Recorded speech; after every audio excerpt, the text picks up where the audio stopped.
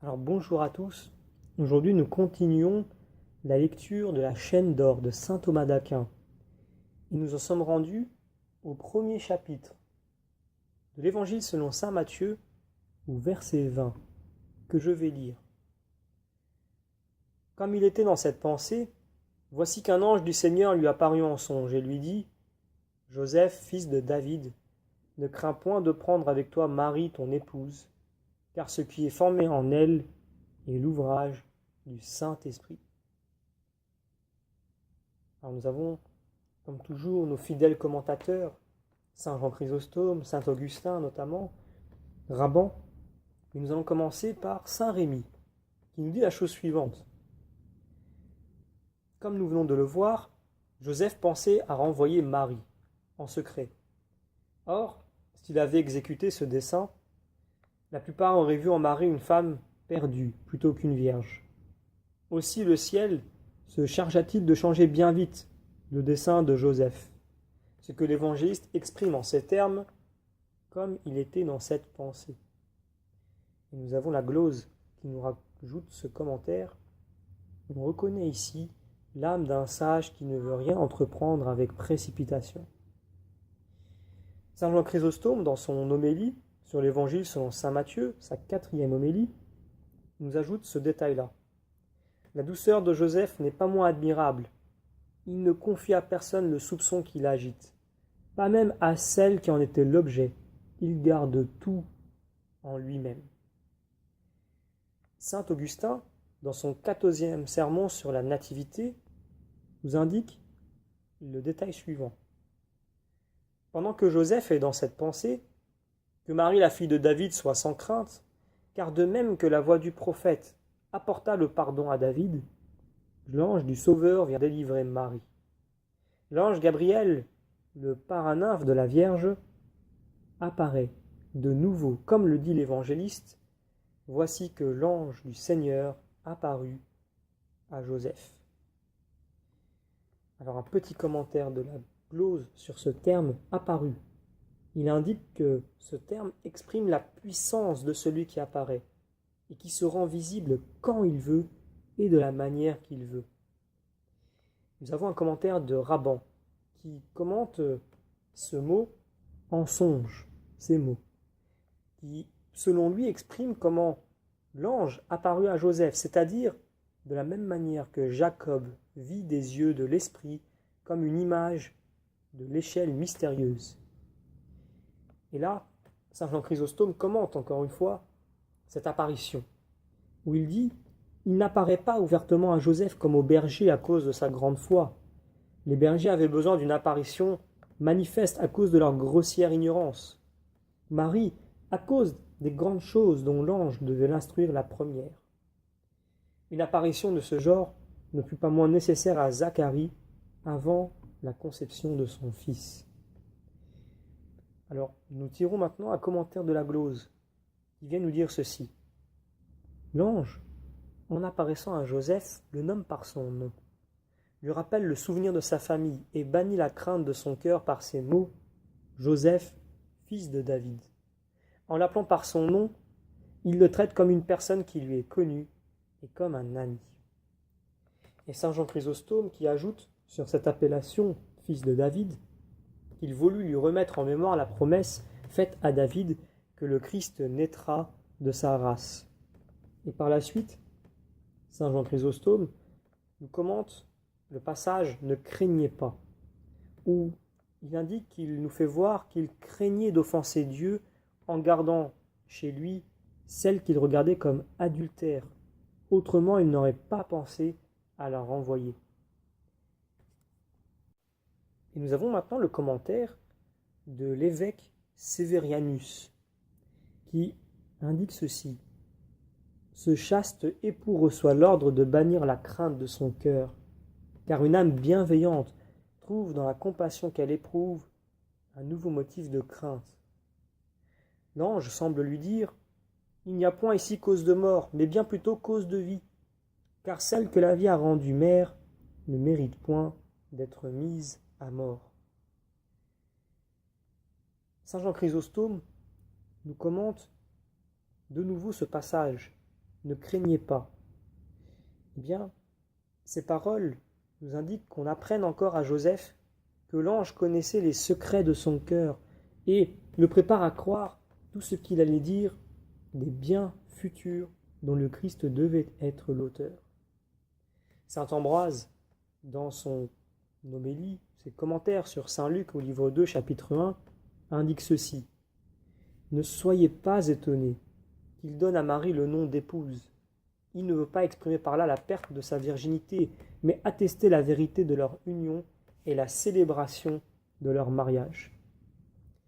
Et Saint Jérôme, qui commande de nouveau cette appellation d'épouse en disant « De ce que l'ange lui donne le nom d'épouse, il ne faut pas conclure qu'elle ne fut plus fiancée, car c'est la coutume de l'Écriture de donner le nom d'époux ou d'épouse à ceux qui ne sont que fiancés, comme on peut le prouver par ce passage de Deutéronome au chapitre 22. Celui qui, trouvant dans un champ la fiancée d'un autre, lui fera violence et dormira avec elle, sera puni de mort parce qu'il a déshonoré l'épouse de son prochain. » Et nous revenons de nouveau sur Saint Jean Chrysostome, qui en rajoute encore d'autres commentaires sur ce passage. Ne craignez pas de le recevoir, où il indique que cela signifie que cela revient à dire c'est de le garder dans votre maison, car elle était déjà renvoyée dans son esprit. Et Raban, qui commente, complétant, ou bien ne craignez pas de la recevoir, c'est-à-dire de l'admettre comme épouse à la participation de la communauté conjugale et du foyer domestique. Alors, maintenant nous revenons sur Saint Jean Chrysostome qui ajoute un élément sur l'apparition de l'ange, lorsqu'il dit « L'ange apparut à Joseph et lui tint ce langage pour 3 raisons. La première, afin que cet homme juste ne fît point par ignorance une action mauvaise dans une bonne intention. La seconde, pour l'honneur de la mère du Sauveur, car si elle avait été renvoyée, elle n'aurait pas manqué d'être en butte aux soupçons les plus injurieux de la part des infidèles. Et la troisième raison, afin que Joseph, comprenant combien était sainte cette conception, eut encore plus de respect qu'auparavant pour sa chaste épouse. L'ange cependant ne vint trouver Joseph qu'après que la Vierge eut conçu, pour ne point l'exposer aux pensées et aux châtiments de Zacharie, qui se rendit coupable d'infidélité en refusant de croire à la maternité de son épouse si avancée en âge, car il était plus incroyable encore qu'une vierge pût concevoir qu'une femme parvenue à l'extrême vieillesse. Et Saint Jean Chrysostome qui continue ailleurs en ajoutant cet élément. Ou bien encore, l'ange apparaît à Joseph lorsque le trouble s'est déjà emparé de son esprit, pour faire éclater davantage la sagesse de cet homme juste, et aussi pour que cette apparition devint pour lui la preuve de ce qu'il lui annonçait. En effet, lorsqu'il entendait l'ange lui parler de ce qui faisait l'objet de ses pensées les plus intimes, n'avait-il pas une preuve indubitable qu'il était l'envoyé de Dieu, à qui seul il appartient de connaître les secrets des cœurs? La véracité de l'évangéliste en devient elle-même incontestable, car il nous présente Joseph éprouvant tout ce que tout homme aurait éprouvé à sa place. La Vierge elle-même échappe à tout soupçon déshonorant, puisque nous voyons son époux, malgré ce juste sentiment de jalousie, la recevoir et la garder après qu'elle est devenue mère. Si elle ne fait pas connaître à Joseph ce que l'ange lui avait annoncé, c'est qu'elle présumait qu'elle n'en serait pas crue, surtout après les soupçons qu'il nourrissait contre elle. L'ange, au contraire, vint trouver Marie avant la conception pour ne point l'exposer aux inquiétudes qu'elle aurait éprouvées si elle n'avait pas été instruite de ce mystère qu'après son accomplissement. Car il fallait que cette mère privilégiée, qui avait reçu dans son sein le Créateur de toutes choses, fût inaccessible aux troubles et à l'agitation. Ensuite, de nouveau, un autre commentaire de Saint Jean Chrysostome, qui se trouve ailleurs, dans sa 4e homélie, où il dit « L'ange ne se contente pas de justifier la Vierge de tout commerce criminel, mais il apprend à Joseph que cette conception est toute surnaturelle, et après avoir dissipé ses craintes, il lui inspire la joie par ses paroles. ce qui est né en elle, etc. La glose nous donne un commentaire sur le terme naître. Il est indiqué que naître en elle et naître d'elle sont deux choses différentes. Naître d'elle, c'est être mis au jour par elle. Naître en elle, c'est être conçu dans son sein.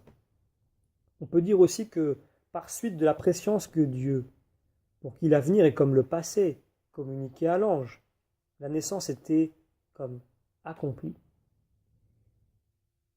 Mais nous avons saint Augustin qui soulève une question intéressante dans son ouvrage des questions du Nouveau et de l'Ancien Testament, où il dit « Mais si le Christ est né de l'Esprit Saint, pourquoi est-il écrit « La sagesse s'est bâtie une demeure » en Proverbes chapitre 9 ?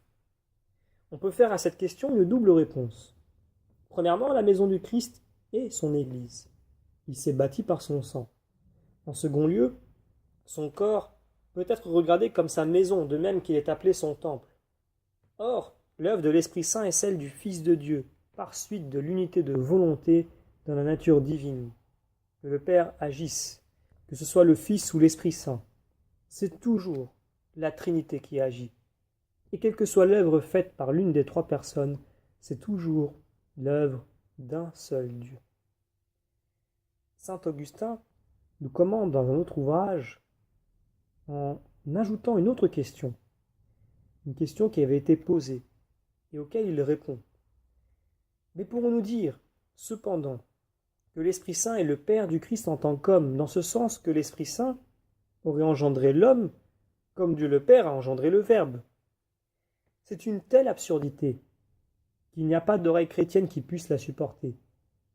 Dans quel sens disons-nous donc que le Christ est né de l'Esprit Saint, si l'Esprit Saint ne l'a point engendré? Est-ce parce qu'il l'a fait? Car en tant qu'homme, il a été fait d'après cette parole de l'apôtre, qui a été fait de la race de David selon la chair.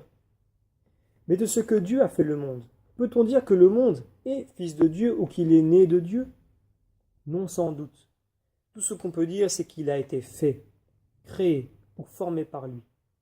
Lors donc que nous confessons que le Christ est né du Saint-Esprit et de la Vierge Marie, pourquoi ne peut-on pas dire qu'il est le Fils de l'Esprit Saint, comme il est le Fils de Marie? C'est qu'il est impossible d'admettre que tout ce qui tire sa naissance d'une chose doivent par là même en être appelés le Fils. Car, sans m'arrêter à dire qu'un fils naît autrement d'un homme, que ne naissent de lui ses cheveux, les poux ou les vers, dont aucun sans doute ne pourra être appelé son fils, certainement les hommes qui naissent de l'eau et de l'Esprit Saint ne peuvent être appelés les enfants de l'eau, mais les enfants de Dieu, leur Père, et de l'Église, leur mère. C'est ainsi que le Christ est né de l'Esprit Saint, et qu'il est appelé, non pas le Fils de l'Esprit Saint, mais le Fils de Dieu. Nous terminons donc cette lecture de la compilation des commentaires de saint Thomas d'Aquin au sujet du premier chapitre de l'Évangile selon saint Matthieu.